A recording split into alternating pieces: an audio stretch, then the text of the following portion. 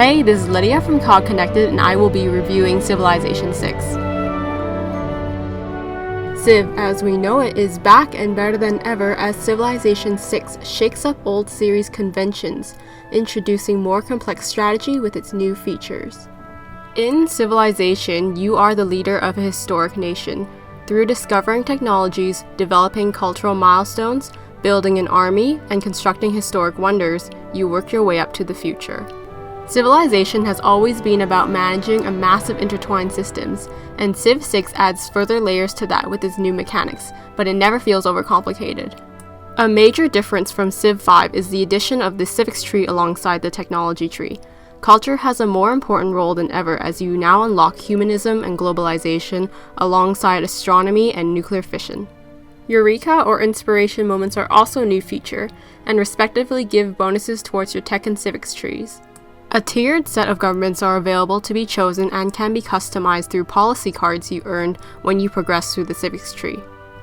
You can change policies and governments when you need to, so perhaps a monarchy during times of war or a merchant republic during times of peace. Cities have also faced a major overhaul in Civ 6. Instead of stacking in a single hex, cities now sprawl across multiple tiles like more realistic urban centers. Wonders and specialized districts also take up a tile, and city planning is key for your success. Specializing a city to be your science hub, cultural capital, or economic powerhouse will make it more effective, and the geography of the city influences the output of each, so plan carefully. My biggest wish coming out of Civ 5 was better interactions with AI leaders, and Civ 6 improves on this with its shiny new leader screens, which includes trade, gossip, your relationship status and what you can do to improve it, and agendas. Clues are given regarding other leaders' motivations, likes, and dislikes, so you won't be completely in the dark to their behavior. Their first agenda is permanent to each leader and is based on history. To keep games fresh, however, leaders also have randomly assigned hidden agendas that can be revealed through espionage. I got the punchline in my first playthrough. I was allied with a new Capi Gandhi.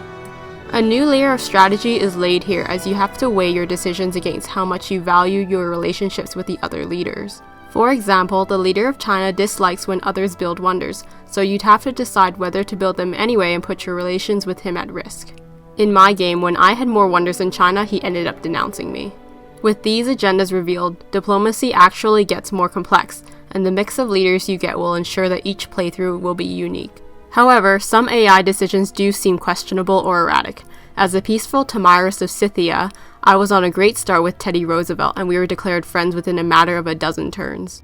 But a couple turns later, I was suddenly facing my first war ever, declared on me by Teddy himself. To be fair, he declared war on me alongside Saladin, who had been sour about me settling too close to him for about a couple hundred years.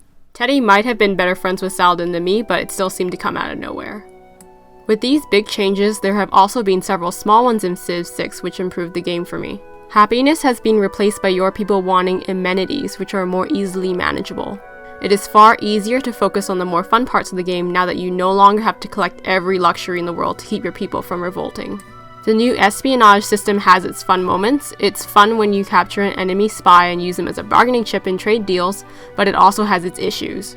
Civ 6 amps up management overall and generally does this well, but when setting up a counter spy in your city, you have to assign them to the city and further assign them to a specific district to guard every turn because of how short their mission duration is. As for how the game looks, I'll admit that I had an initial knee-jerk reaction of dislike when the painterly style of Civ 5 was swapped for the more cartoonish graphics of Civ 6, but it grew on me.